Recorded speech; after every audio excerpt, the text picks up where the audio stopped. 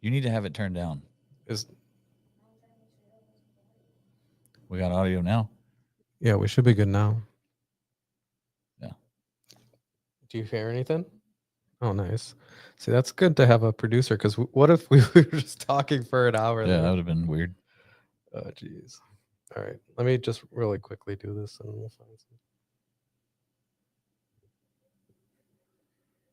Hopefully, our people from South Africa It, join it's because they got their South African UFC guy fighting this weekend dang. You for hear the that? for the championship. He's defending the belt, Duplessis.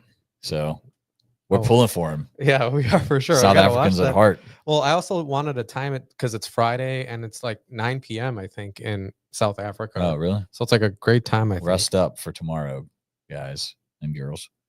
All right, we're almost gonna start here. I'm just gonna post on Reddit, and I'm. This is what is this called? Asking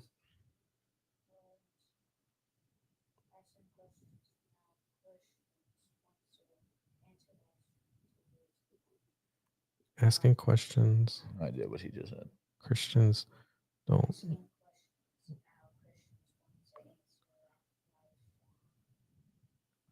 I don't have answers to questions. We don't, but just it's asking questions.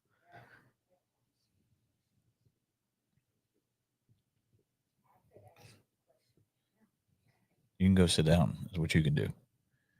Pipe down.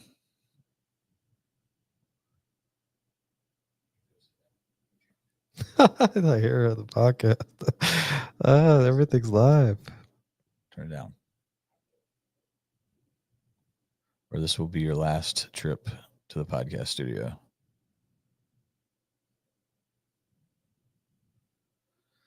All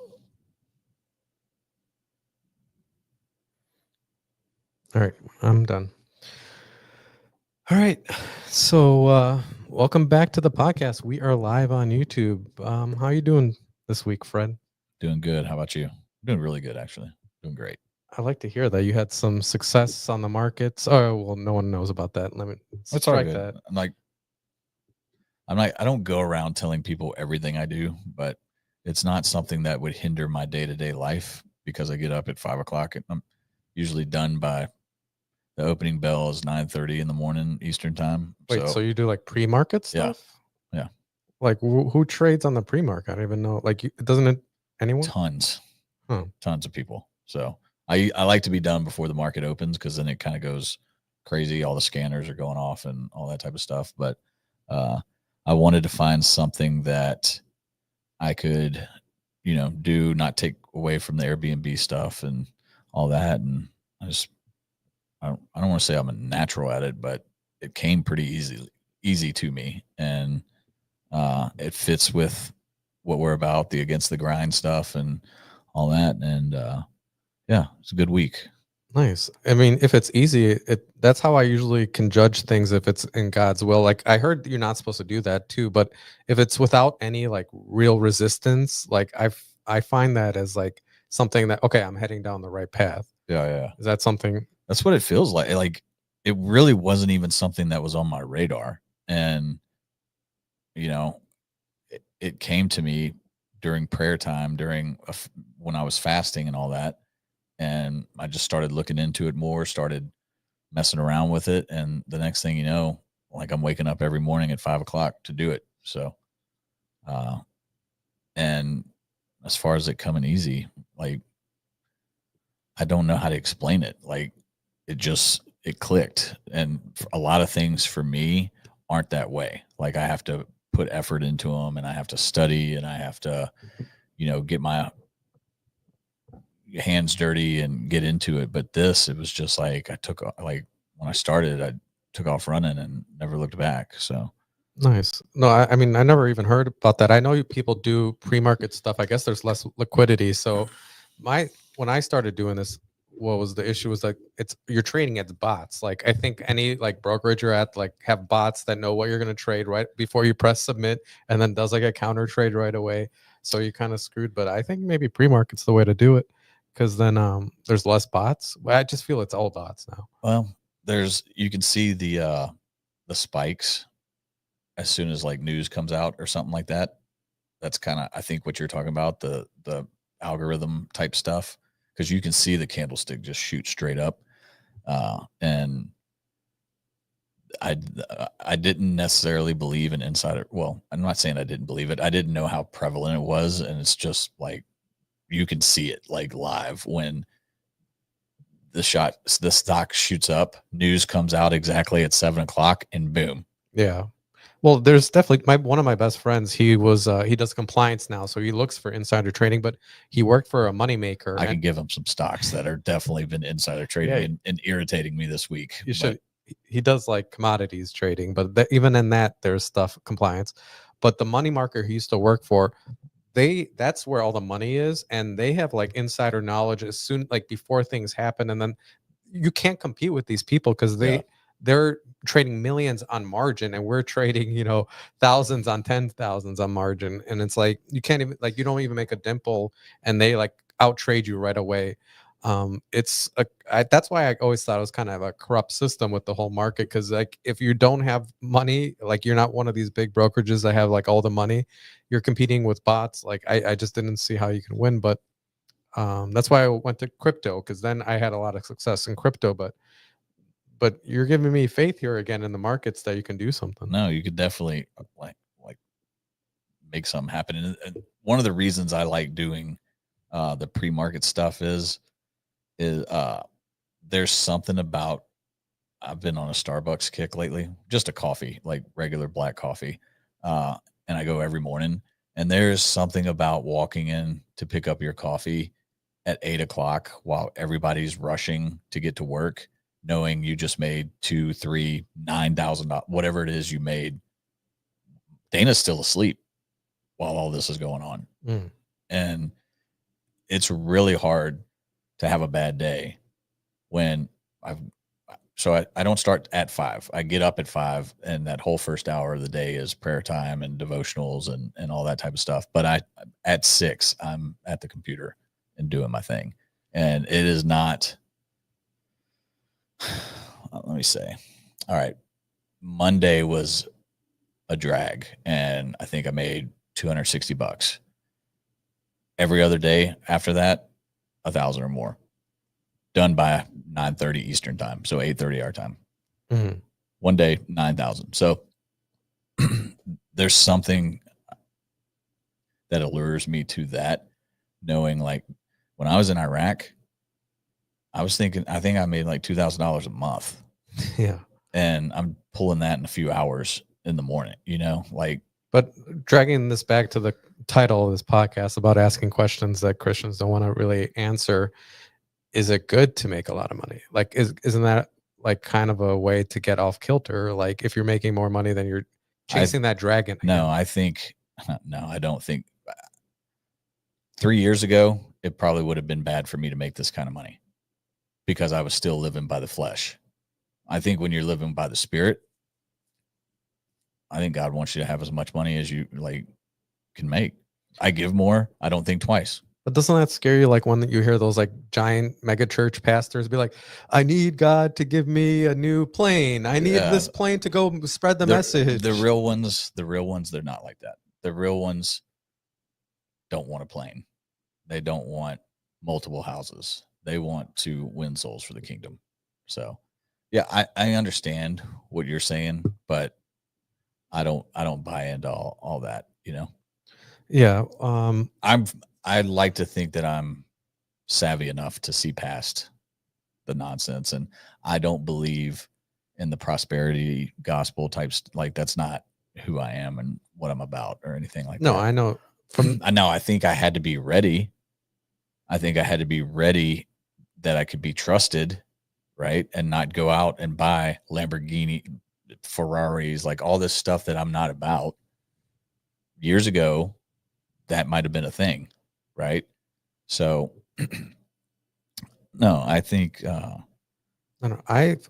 someone told me recently, some podcast came in here. They're called Tower of Refuge. They started a Ethiopian church here 15 years ago in the woodlands. Like God brought them in down here. Like there's no Ethiopians that live here, but they created it and it's a big success. And they were telling me how like I never wanted to pray for success or money. Yeah. Like that's something but they do it all the time and they're like, it's okay. But it's really important to pray to get just enough. Cause like anything over that cusp of like too much, like it can corrupt you because then you're like we can sin so easily as soon as we see that extra, dang, I made, this amount of money. I can do even better next week. It's just it starts that slippery slope. But I think that's when you're living by the flesh. I think when you turn the corner and you're actually living by the spirit, I don't even think about it anymore.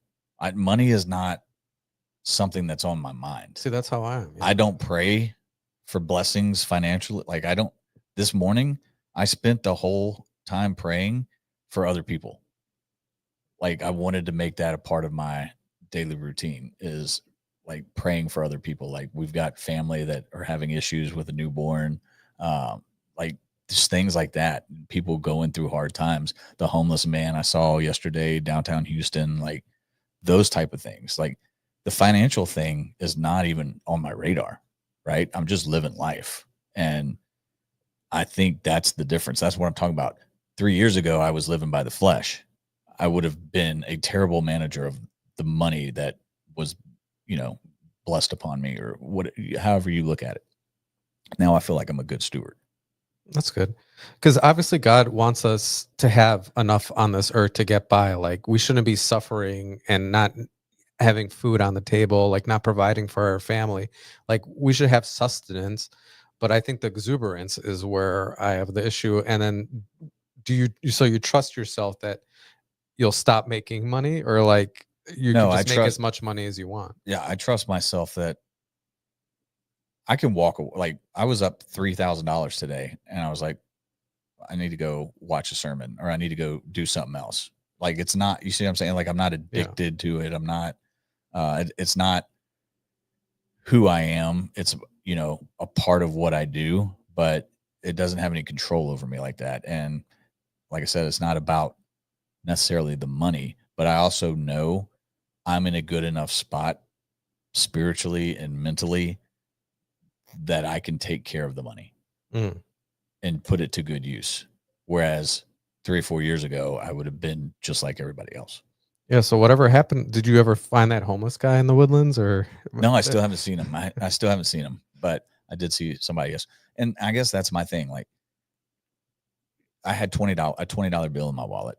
That was the only like paper currency I had in my wallet. And I saw the homeless guy yesterday. Without even thinking, just pulled it out, rolled out window while everybody else is like ignoring him, And that's kind of the difference that I'm at in my life is that I want to give. And please don't be coming into the comments and sending me your Venmo or all that. Like, that's not what I'm saying. But when the opportunity presents itself, I still kick myself because I said, hey, God bless, and drove off. But I wish that I was in a position with my faith to take it the next step and use that opportunity to have a conversation, right? Not just here's $20, have a good day. Because More that's the thing, because we put value into money, but money is just a piece of paper. Like we're just giving a piece of paper and we think it's valuable because it has value in society. It helps but that it's guy maybe for, Yeah. to get lunch or whatever. But at the end of the day, what's that $20 really going to do for him? Probably put him even more like in harm's way because using that as an opportunity for him to meet God or have some kind of experience. I think that's what I'm saying with the money. Like money for me at this point in my life is helping to put me in situations where now it's all coming together spiritually, where number one, I'm responsible with the money. We live by a budget. We live by a budget almost down to the penny. So we're not recklessly spending and all this crazy stuff. But now it feels like my faith has come to another level. And now it's, hey, how can I use this money for good to help others, but also tie the faith to it and help them while they're either in a valley or like that's just where we are, you know. Yeah. It's, I don't know, like No, I think that's a good point. And but it's just difficult because all these questions have like difficult answers. Because what is the truth? Because our last podcast was kind of crazy, like just with all the feedback we've gotten. It was a good podcast. We talked about a lot of important things. The one that just got released, if you want to check it out. But there's just we got criticized by non-believers, by believers, and everything. But I'm more concerned about getting criticized by the believers, because especially the people like reacting in hate and like why, oh, they just give any, like I don't know how many times I hear like take away these microphones from these people, or getting called heretic and these different things, because everyone has a different viewpoint on the Bible. But the main thing I really want, or this kind of leads into what we're talking about, is about, and I mentioned this on our text, like about work-based faith.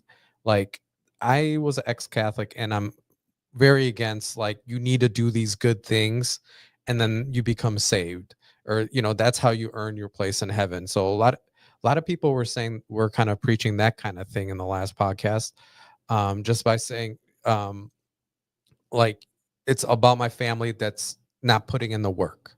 Like I think you had that yeah, thing about just not putting in the work, and they're like, that's work-based faith. Like how could you possibly say that? Once you're saved, you are saved, you have you everlasting can't life. be saved though. At least I don't believe that you can be saved and then go watch pornography or cheat on your spouse or get drunk or cut. Like there's certain things the Bible talks about it. I sent you the text. Yeah. It's New Testament, right? No, I like It's I wish we could pull up that text, because they had all the things that you should be doing.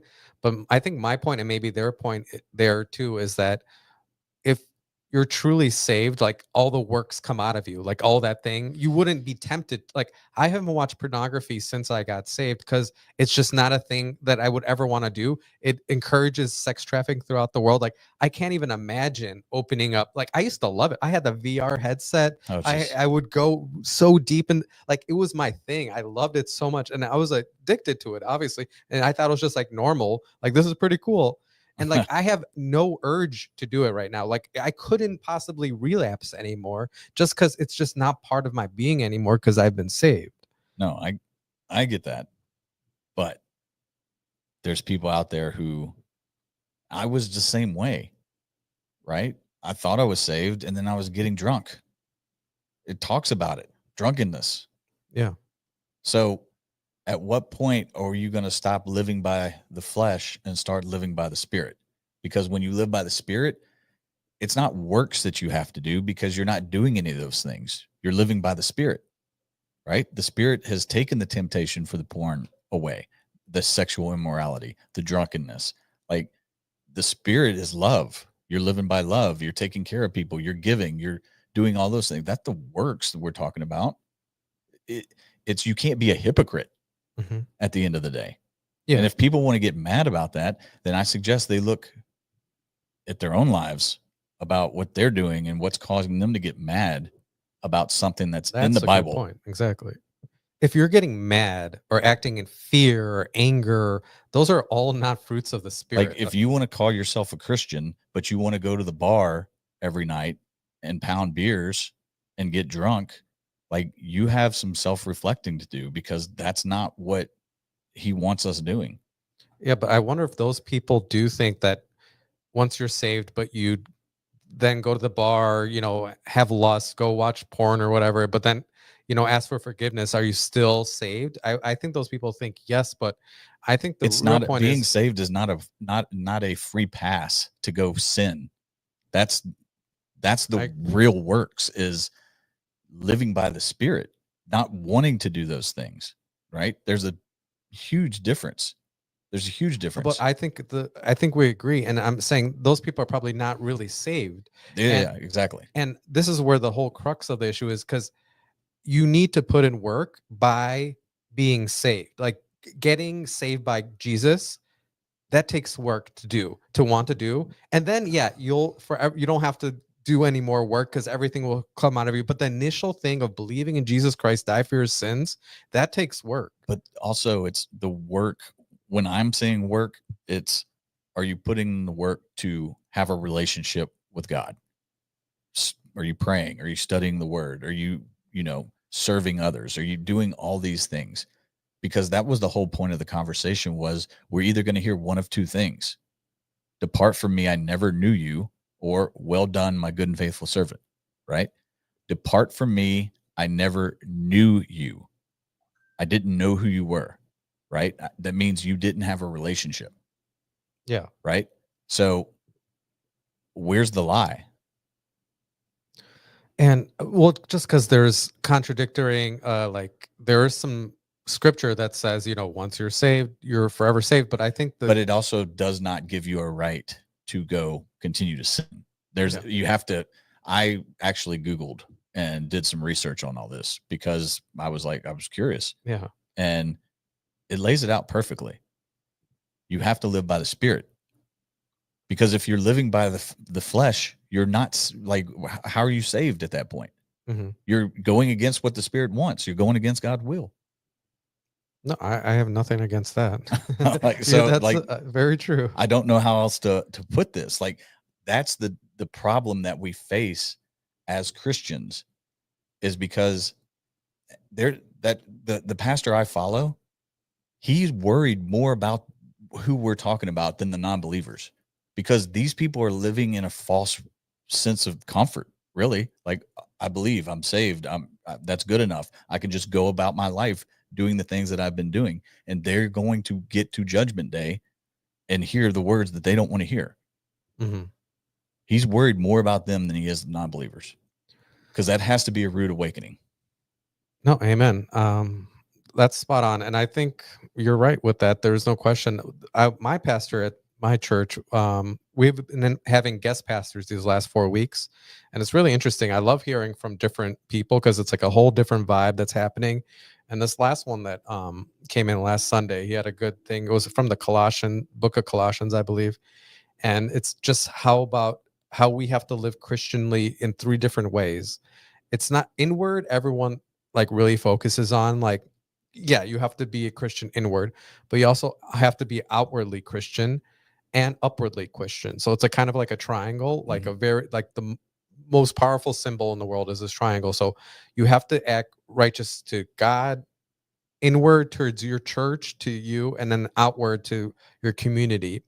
And if you don't do one of those, like the whole thing is unbalanced. And so it's really important to do all three things. So not just worried about yourself, but also the community that you're in part of. As much as you care about yourself or God, for that matter, you need to care about your community. And same way, if you're on any of those sides, those all need to be balanced, because otherwise you're not a whole, kind of like you don't have that whole spirit. Yeah. What do you think about that? No, I mean, I agree. Like, it's basically what we're talking about here. You you can't, like I said that one day, calling yourself a Christian because you go to church and play church does not make you a Christian. Just like going and standing in your garage does not make you a car. hmm It is what it is, right? You have to live this life, and you have to live it inside. You have to do it. You have to help others, right? That's Yeah. what you're saying. Well, you have to give yourself up, kind of. It's not about living for yourself, it's Well, yeah, living about others, give it for that's God. that's what living by the Spirit is, instead of living by the flesh. Living by the flesh wants the porn, wants the alcohol, wants this sexual immorality, wants all the things that we're, the envy, the idols, all the things that we're not supposed to want, that the Bible tells us is not good. That's what the flesh wants. Once you start living by the Spirit, like, all that stuff kind of goes away. Mhm. And they try to also connect it to the inward is about the the community of Jesus. So you don't always, like, a lot of people only look at the community of Jesus, like you just have like relationship with the people in your church and all that stuff. That's super important. A lot of people don't even do that. Like Yeah. I didn't go to church for a long time, so that was like one part of the triangle I was never doing. I was never fostering that relationship inside of a church. But then I was always focused on the outside, and I eventually got to God. So, like, the most altruistic people that just do things for other people are missing, like, themselves, missing their community, Yeah. missing God. and it just, that's where you get all It's like the filtered. triad of awesomeness is what you're The describing. triad of Yeah. awesome. You need Is that a all real three. thing? It is. It's like finding the sweet spot Oh, and okay. a little bit of everything. So yeah, Yeah. Um, it's where they all overlap and it's like like a sports thing, or no, it's okay. like a business type of, like a life type deal. Like Oh, you want faith, like health, faith, money, like everything meets, and where they overlap is like the huh. sweet spot type of deal. So Nice. So it's like one of those self-help book kind of yeah, things. So, but no, it's I like I don't know, man. Sitting and making comments on the internet and like, you go get a mic, you go put your beliefs out there. Why No, not? that's what I kind of was at fault of that too, because like it's so easy just to sit back and comment about things, but like when you're speaking and I realize how hard it is when you see those like influencers like on YouTube who like speak perfect, like Wes Huff for that instance, like Yeah, every word that he says is just like perfect, like almost exactly perfect. Where I but it's stumble all the time, like I can't get that well, idea out of my head. that's what this podcast is about, though. It's not about being perfect. It's about being newer followers. Like, and I say newer, like I'm a few years into my journey. I'm just assuming you're the same. Yeah, like 5 years Yeah, maybe now. this So guy's been studying this stuff for ever, right? Just like I can talk about Airbnbs and you can talk about, Bitcoin or whatever it is, it's the same principle with him, right? yeah. For us, there's struggles when we talk about this stuff because it's all still, we're finding our way, and, it's all fresh. Yeah, but like even like I've been in Bitcoin since 2012, like the early thing, and love it so much. But even I get flustered and like can't get everything out of it. Really? Like it's just hard, I think, just to talk, and like you make mistakes all the time. Well, you Like you're don't gonna make also mistakes. don't know how much of that stuff's edited. Yeah, that's a good point. So Because I like we get so much stuff on us because of we said one word wrong, or like we didn't include this thing when we were talking about another thing, like so people take it out of context. I'm like, it's so they, and incredibly hard and to have chances are they everything. didn't watch the whole Oh, thing 100%, and that's a they lot of the things. Yeah. taken a lot of it out of context. But hey, it is what it is. Like, we mean no harm. We've never came and said we're experts. We never, that's not what, if you simply go read the description of the YouTube channel, it'll tell you everything, right? So, like, I don't want to say get a life, but give us a break, right? Yeah. Go do better yourself. How about that? No, I like that. Please give us a break. I don't want to keep responding to all these comments. I don't see y'all's comments, so I don't really care one way or the other. So I hate that he has to be the whipping boy, Well, it's but the funny thing because it's on YouTube, everything's fine. Like no one really comments bad. It's TikTok that is just like insane. And like we don't even have that many. Like I think we have a couple hundred now, but what? it's that's where just because I think we get like the algorithm puts us on people that like don't agree with us or something, Hey, because a lot of our most controversial ones like go to unbelievers. Like so when I say like you need to have Jesus, like it goes to the people that without Jesus, which nice. is kind of good. I think that's why before this podcast started I was like it's good, I think, that we're reaching people that get angry, that reach people that are like very angry at us, because those are the people Here's that the thing, don't like, have God, right? what, yeah, you, if you get angry about something you see on the internet that's not, I don't know, controversial, not the right word. The the take color out of the equation. Anytime you see somebody getting beat down in the street, like what happened in Cincinnati, right? That is something that could get your blood boil. Like, that makes sense to get upset about and comment about. Like, it still, to me, doesn't even make sense to go into a back and forth about your views on comments. I think that's great. Like, I've been guilty of it, and it's a terrible waste of my time. That's why I don't do this stuff anymore. That's completely different. Like, if you're losing your mind over two dudes sitting down discussing their faith and their love of God, some it might be time to go look in the mirror. Or just turn the channel. Like you Yeah, don't have like, to comment, right? exactly. But But if you want to go debate politics and all that type of stuff, and the injustice in the world, and basically what the news wants you to talk about, and that gets you mad, like I still think that that's kind of a red flag personally. Like I didn't like it about myself. That's why I changed it. Right. Why put myself in a position where I'm arguing and being mean, potentially saying things that are hurtful to somebody that I'll never meet in my life? I don't know where they live. I know nothing about them. Like it's a completely pointless waste of time. What we're talking about is just like, hey, there was once a time where I felt like I wasn't good enough for God. And now that I like had this revelation, I want to share it with as many people as possible. Yeah, amen. That's all this is about. So for you to get mad about it, you need to go do some soul searching. I think that's a good point, because we just need to make people like, God will find you wherever you are. Like, it doesn't matter what you've done, what you think you've done. Like, Yeah, you might be in the valley right now, man. You might be in the dark, deep valley. And something we say or some passage we talk about or some sermon that we bring up is what clicks for you. Because chances are you're just like I was 3 or 4 years ago, where I just felt like I was never going to be good enough to be, to go to heaven. I yeah. felt like I've done too much. I wasn't raised that way. Like I just felt a certain way.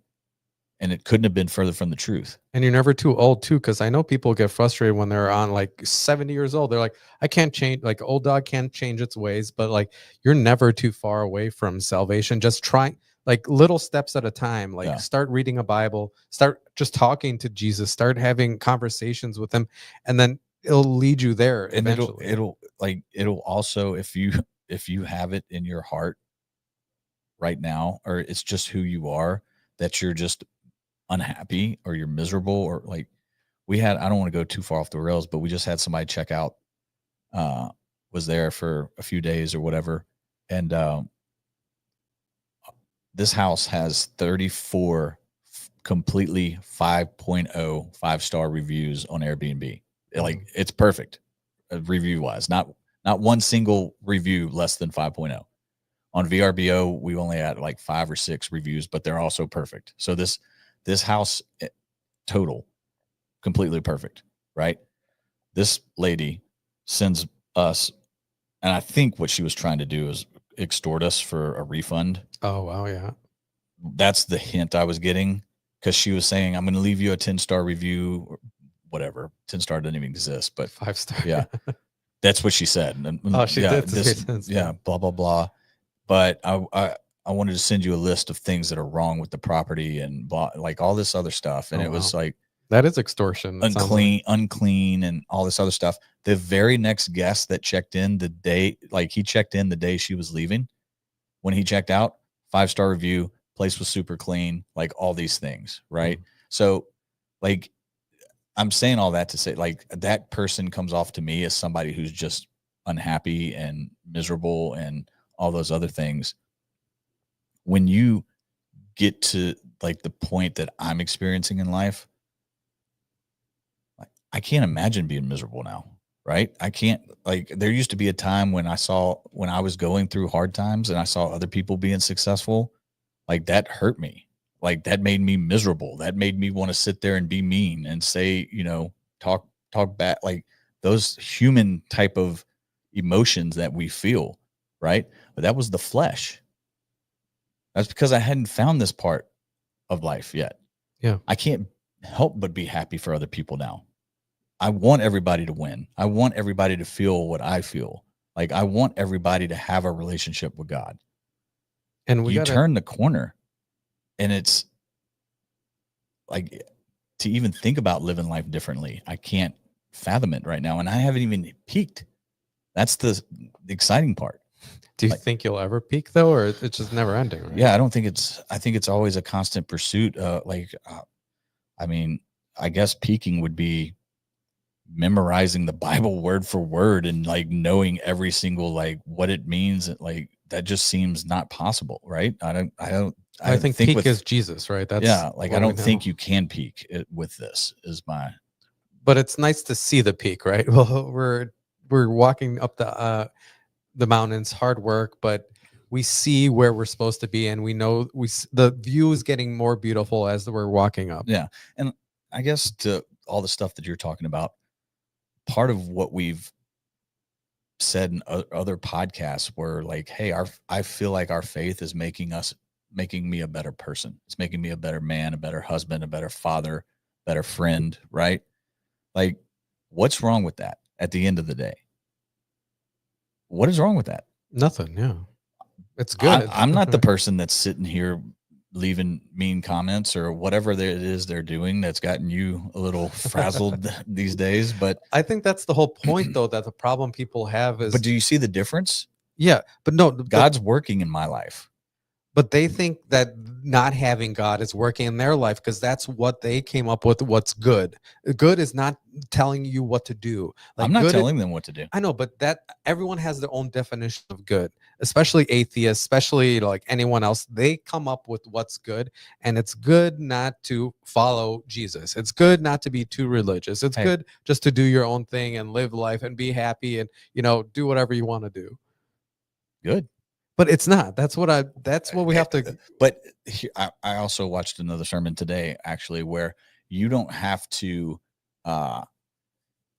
you basically, our freedom that we have to say what we believe, we don't always have to be offensive with it, right? Like, hey, that's what you believe? Cool. It's not what I believe. I wish the best for you. And if you ever want to talk, happy to talk about it. Because he was talking about how he went to a mosque in Turkey and had to take off his shoes, and his freedom is like, I don't have to take off my shoes. I don't believe in your false deity, right? He was saying all these things, but there's no point in causing conflict over something that's insignificant, right? This doesn't mean if I take off my shoes that I'm, I don't believe in God. Like, it's me taking the higher road, basically, and avoiding conflict, avoiding being offensive, right? Because what's that going to do in the long run? No, we're instructed to turn the other cheek, but I think there's a fine line there, and we've crossed it as a country, especially because we're too tolerant to people that have intolerance to our religion. Like, do you agree with that? Because as a country, I do. Yeah.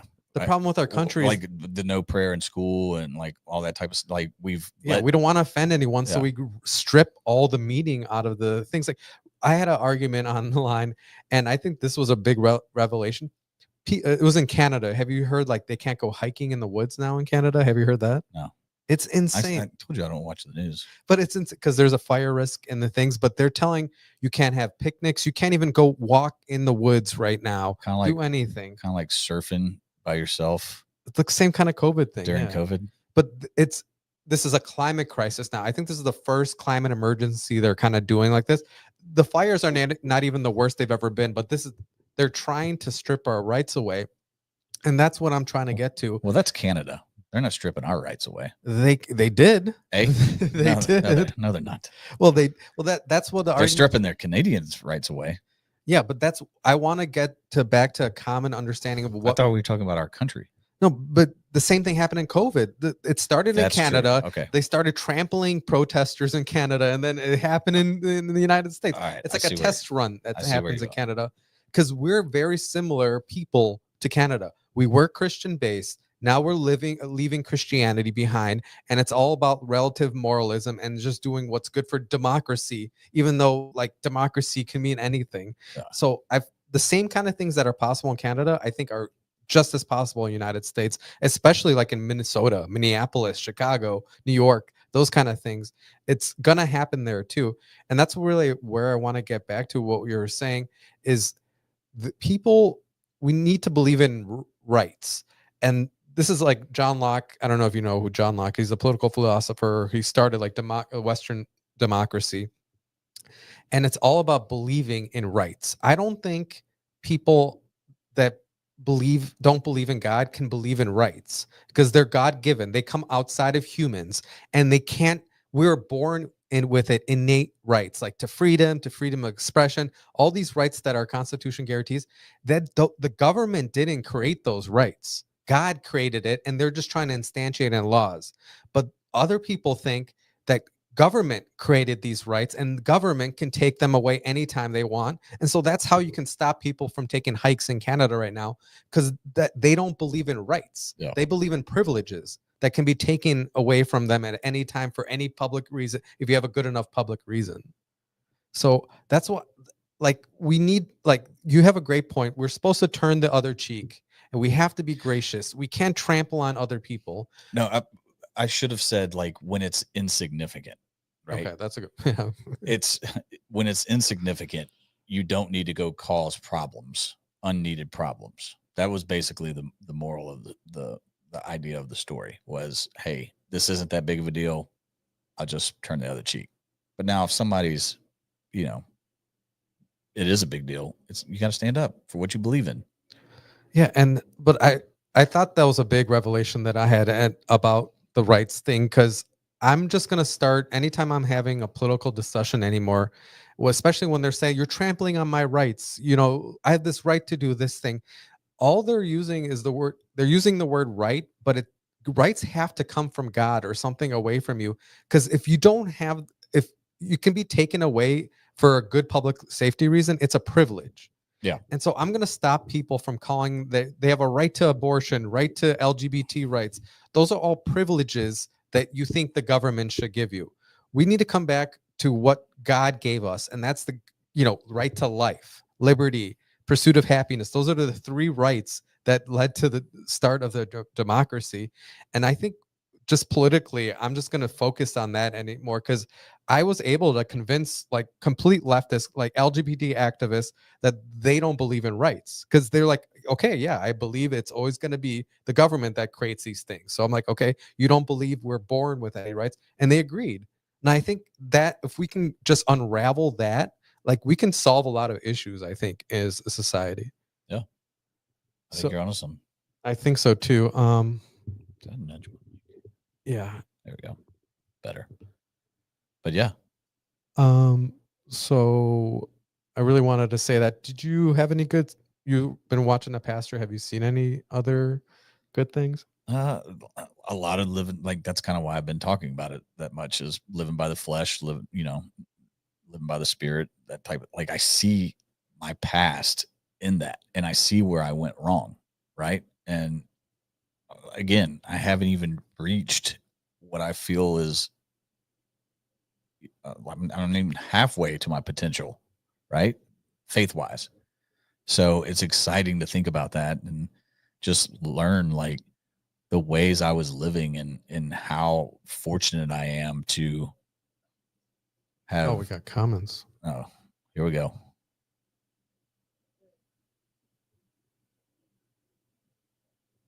I'll take a break for now. Are they South African friends? Oh no, they're just about the books, the Gnostic Bibles. I think the books that are not included in the Bible. Oh yeah. What do you think about all the books that are not included in the Bible? That's a good question. It's kind of, to me, that goes. I don't want to get too far into it because kind of got dragged for it, but it goes back to the whole like name thing, right? When we were talking about God's real name and why it's been removed from the Bible, and like, why are these books removed?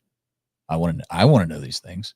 No, we did have a podcast on this. If you want to check it out, but about exactly, a lot of things have been hidden from us, and it's hard. Who gets to make that decision? That's what I really want to know. It was the Council of Trent, right? There was like two different what councils made by the you, Catholic Church. What made you the authority to take these books out of the Bible? What gave you the authority to remove God's name almost 7,000 times, right? Like, I want to, and there may be a good answer or explanation to these things, but I want to hear, and I don't want to hear a generic reason why. I want to hear things that make sense, because a lot of these questions I have that when I hear them, it doesn't even make sense. Like, why did I grow up my whole life? You told me Jesus was born December 25th. And most scholars think he was born sometime between August and September. Like, how am I supposed to believe when I can't even believe these things? Yeah. Right.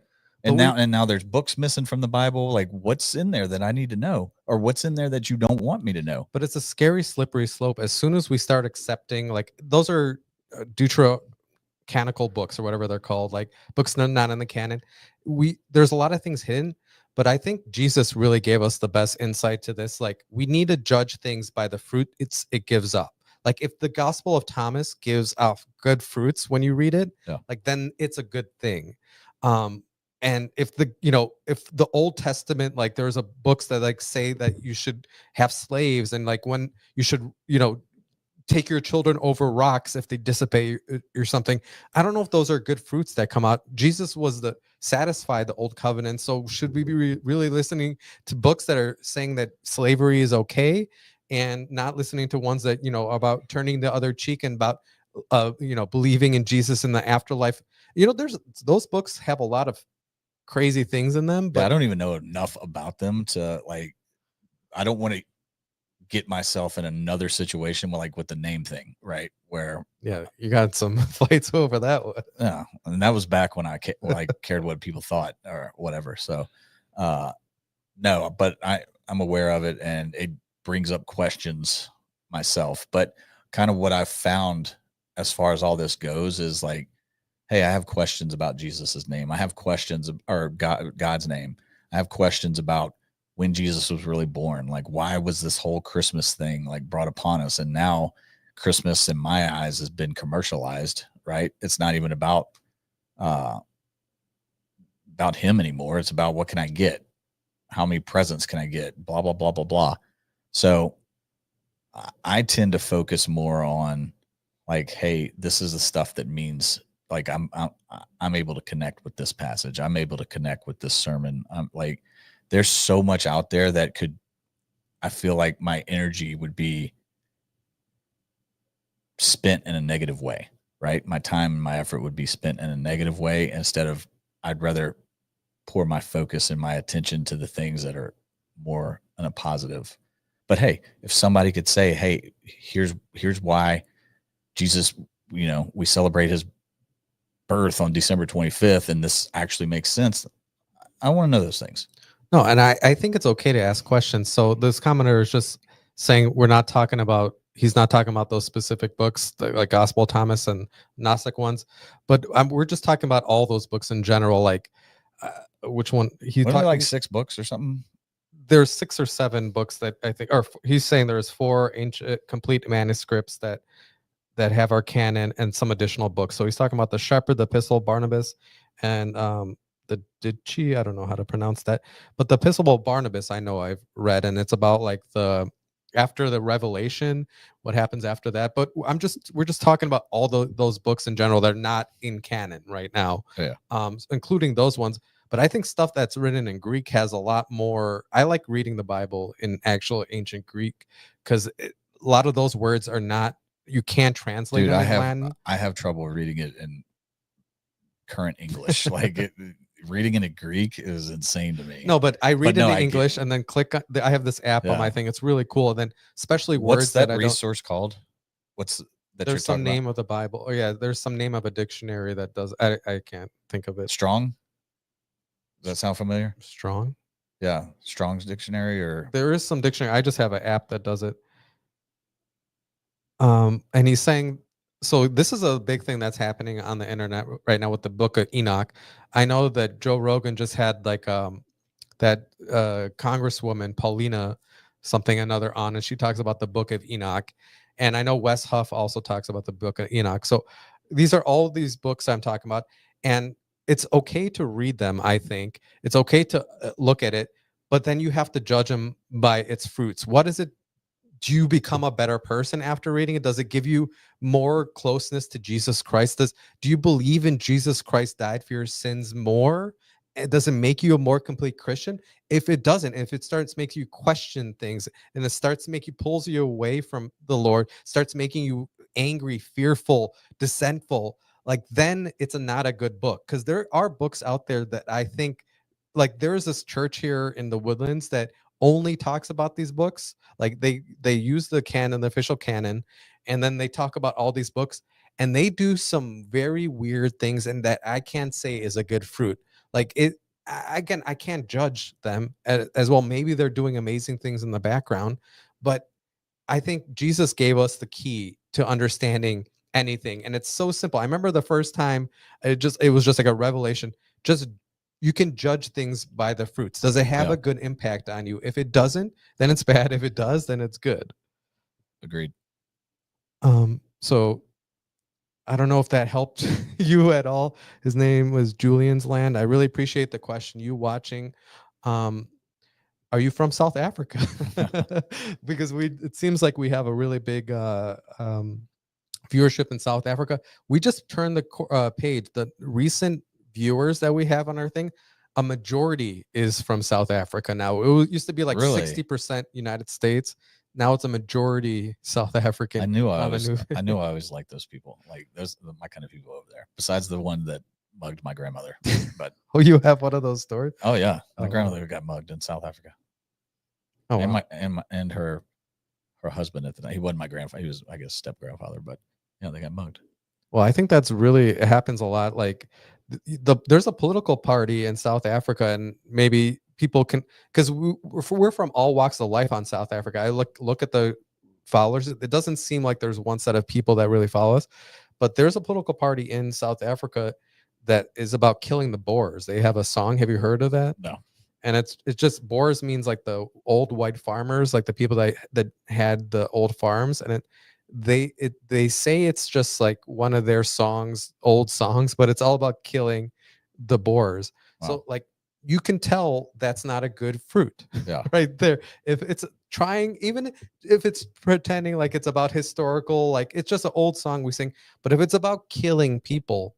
So is he asking questions about these books? Like, is he trying to learn more about them, or like, is he kind of along the same line of thinking as us? I don't have Parker's got my phone. I don't know. Well, I think he's just questioning because we've been we question a lot over here. Just Yeah, if so you don't know, if you want to follow us, all we do is question different things, and we're not scared of any question. So we really like this question that you're answering, and I think he's just answering a question because we've been propagandized that these are the books in the Bible, and that's the only things we can read. And like, I've gotten so much. And God has a generic name of God. But I think he's just asking questions because he's like, this is a good point, Julian, that you had. Like, if you read the actual Greek, don't you think we should use these books since the apostles actually quote from it? Like there were multiple passages that they do quote from, like I think from the book of Enoch, especially. See, Julian's I think he's on the same page. Like that goes back to the name thing, right? Yeah. It's almost in line with what he's saying. If going back to the 10 Commandments, if one of them is do not use the Lord's name in vain, and one of the dictionaries, meanings of vain is to make meaningless or useless, you're making his name meaningless or useless by not using it, right? But you got to go back to the Greek translation and all that to find all the stuff. Yeah. So what Fred's talking about, no, one of the first podcasts we got a lot of drama for God's name, like because I'm using God right now. It's taking away God's essence of what he is when we don't use Yahweh or the actual letters, which actually means something. It means I am. I've heard it pronounced Yahweh. Yeah, I mean, and maybe that's the reason that but that's still not a good, like you're going to take it out because we have trouble pronouncing it. But if we're committing a sin, right? Like, what are we doing here? Something's not adding up to me. I can't be sinning because I'm not using his name because you took it out and worried about pronunciation. That's why I wouldn't be surprised if a lot of these books are actual inspired canon, like inspired Jesus's word, like anywhere that, like, imagine you have some book that has a line that Jesus spoke that like, and but it's been removed, like that line must be so important. Yeah. If that's literally was spoken from God's mouth, it's and like someone wrote it down and we don't even talk about it, like, and especially because we don't talk about that's it. my point. Like you're missing a key ingredient to the gumbo, right? Like if it's it could change the whole thing. It could change the whole thing. Not calling him by his name could change the whole thing. That's why I think it's kind of scary though, because we have to be on guard because a lot of things we've been dejected so much by society. They've been throwing so much stuff at us. I guess there is evil in some of those books. I no question about it. But I guess there is that. I'm sure there's nuggets of amazingness. I guess as well. that's whose right was it to determine you don't get to see this? Like, why do we as individuals not determine what We should. We should have everything, all the Is that what codexes. is that what he's getting at? Or He said questions are good, so I think he agrees with that. Yeah. okay. But I do think, Like, who are you to say, hey, you can't pronounce it, we'll never be able to pronounce his name, so I'm just going to take it out of the book, right? Who makes that call? yeah, no, but I think you're spot on, because that his name being removed, Yahweh. I'm just gonna say Yahweh from now on, because that's just what my mind Yahweh. said. But I think the importance of it is not how you say it, but what it means. And if you go back to the Greek, it means I am. And then if you can say I am, because we had this on another podcast, I think what God is forgiveness. I And get it's an incomplete sentence, I am. And I think if you, it's a really important crux of Christianity. people are going to be like, oh God, here they go again. Yeah, I know. We're Talking going to about get a God's lot name. of stuff again about God's But name. But it's important because we need to find out what God is. Because what people think you don't need God. So they're like, we don't need God. But if you're the only way to be forgiven, to have forgiveness, to feel empty or like feel good with yourself, to be forgiven, that's God. And I think that's exactly what God's name is. He is, I am forgiveness. yeah, Like it might be just like missing there. But again, I'm just asking questions of what I think is and possible. when you start to put it all together, like we talked about, hallelujah means praise. Isn't that what we looked up? Pray hallelujah, Yeah. praise Yah. Yeah, Like exactly. what? And we don't even think about that, like, but we do sing it sometimes. So that's why God is amazing, because he kept, like, imagine how much evil, how much Satan had to try to corrupt the Bible and what we believe to get us away from God, but there's still essences of goodness Yeah. in are the gospels that it made it to us. I- There's still, like, I guess I'm on the fence. Like, I don't want to go around the rest of my life disrespecting his name, right? But I don't want to give all the energy and uh my focus to things that I wanted to go towards things that are good. You know what I mean? Like positive and all yeah. that type of stuff, like learning more, helping more, serving more, all that type of stuff. Not, I don't, I don't think, I mean, I hope it's not a case where we get to the pearly gates and he's like, you called me God all those years, not Yahweh. So get out of here. Right. Like, I hope it's not something like that. I don't want to be wrong. Well, that's why I think it's forgiveness. Because, like, if you have no need for forgiveness and you don't want forgiveness, you're never going to have everlasting life. Because God, you need to be forgiven for original sins, for all of our sins, and that's what God is. He's forgiveness. But Julian's Land has a really good thing. He thinks the original Hebrew had no vowels, only consonants. You have to pronounce each letter. What is it? Pronounce each letter makes a sound of breathing. Maybe our breathing is the name of God. When we stop saying the name breathing, we die. So That's that's pretty deep. interesting. That's Yeah, pretty I never deep thought of and that. interesting. Very interesting. Yeah, I mean, yeah. I Maybe we like the should way have him on the podcast I like here. the way he thinks for sure. I appreciate y'all coming in and watching. We have a couple minutes left here. If you have any more questions, please leave them in the comments below. But really appreciate you, Julian's Land. It really made us think. I'm going to pray on what you're saying and do some more deep dives into it and think about it, because who knows, like, who knows what the truth is, like, but except Jesus Christ is the truth. Everything else I can be unsure of. It's, I mean, he basically, we have a debt to pay, right? And none of us can afford to pay it. And he paid that debt for us. Like, that's love, right? That's everything that when I think about God, I think about those things, right? You can't love somebody any more than paying a debt with your life when you don't even owe it, right? Yeah. So that's all I'm trying to do, and trying to raise better kids and, show them the way. And while I'm figuring it out And you've done an myself. amazing job. Let me just give you some compliments here, because I'm an uncle funkle to so many Oh, nice. people. Sick. And no, it's not 6. I want my own kids, but I see them all across the spectrum. And your Parker is a great guy. He saved our podcast twice today. Like, you can judge him by the fruits. Like, I Yeah. wouldn't know we had comments. We wouldn't even have sound on for the last 2 hour Yeah. hour and a half if it wasn't for Parker. So there's goodness from him, and he's engaged. You know how rare that is for kids these days Yeah. to, like, be engaged and care about something other than themselves. He asked if he could come here instead of playing PlayStation right now. That's what I'm trying. It's your fruits of your children. Like that's amazing. Like I'm so in awe that you have kids like that, because I see other kids that just don't care about anything. And there goes the timer, and I'm gonna turn that off. I don't know why it's on sound. Hold on. Go ahead. I'll steer this ship for a second. Got it. Oh, it's all good. That's what happens when you're live. We're live, everybody. Yeah. But no, I appreciate you saying those things. No, but it's just the truth, because I just want my kids to be better human beings for your kids and to live the right way. And I didn't have somebody like this in my life to show me what that was. So I've had to figure it out as an adult and learn on the job, if that makes sense.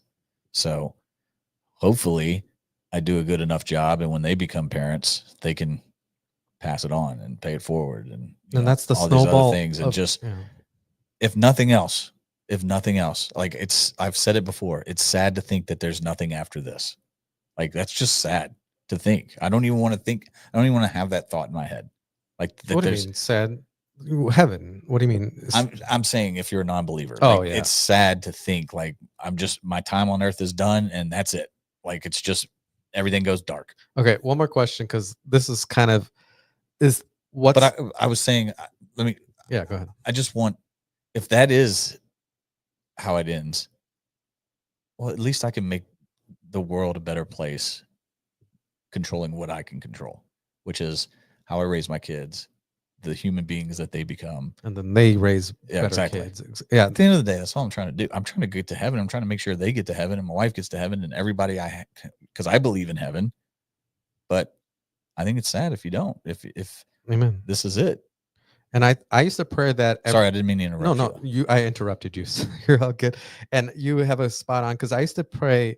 The only prayer I used to do every single day is about just making this world one little bit better that I can. Yeah, like we're all trying to get ourselves 1% better. Like, so I just want to do one thing that makes this world better. If you can, you've heard that if you can get 1% better every day for a year, that's you're 365% better. Like that's okay for us professionally and relationship and all these other things, but it gets weird when we're talking about God.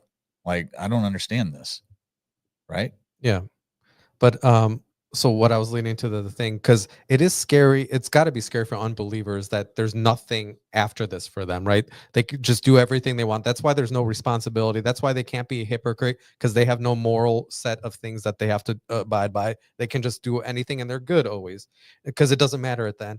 But for believers, I think it's kind of scary too. My dad, I had a podcast earlier with my dad today.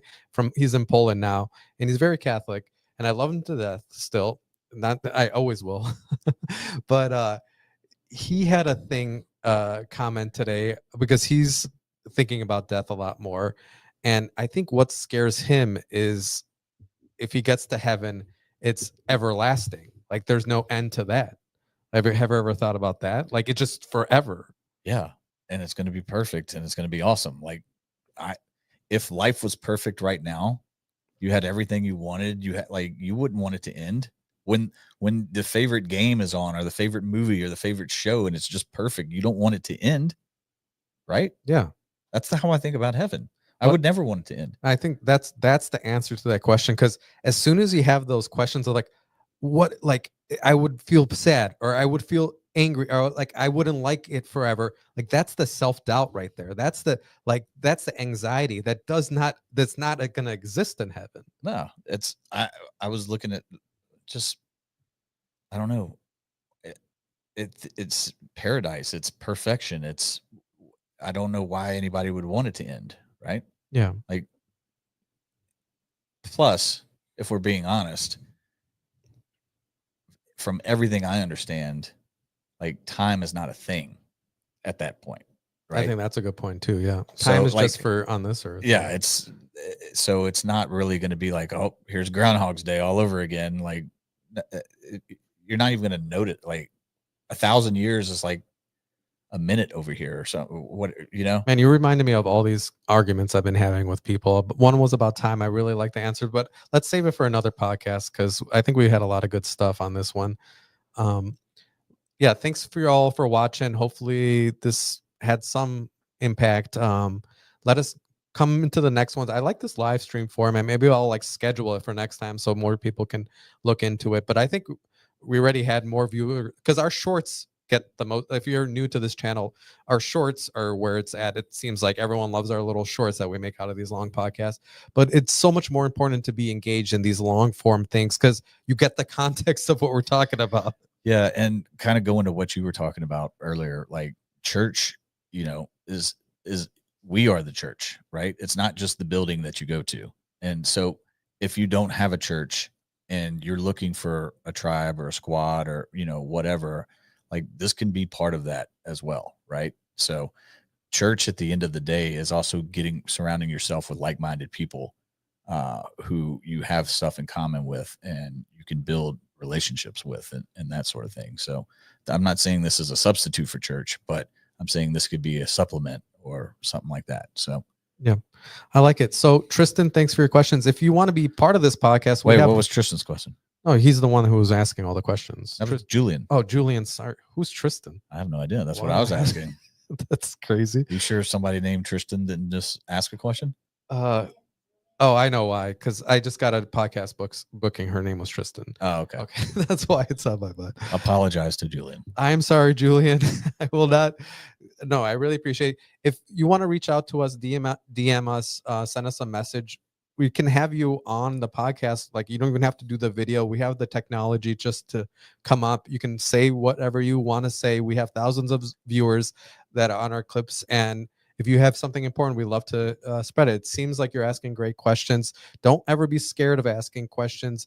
Just live with the righteousness of Jesus Christ as being your savior. That's the most important thing. Following his example, whatever he says, not what the society is telling you. Couldn't agree more. So, do you have anything, Parker, to add? If you're in the comments, keep it family friendly. So our producer / engineer Parker is saying that in the comments, just keep it family friendly, and that'll be what's the word that you like to use? Swaggy. Huh? Always be ABS. Always be swaggy. So thanks all for joining. Like and subscribe, and we'll see you next time. See ya. Can you end it? Just press